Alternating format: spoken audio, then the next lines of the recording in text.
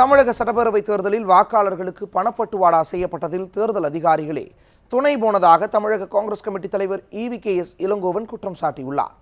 தமிழக சட்டப்பேரவை தேர்தலில் திமுகவுடன் கூட்டணி அமைத்து 41 தொகுதிகளில் போட்டியிட்ட காங்கிரஸ் 8 இடங்களில் வெற்றி பெற்றது.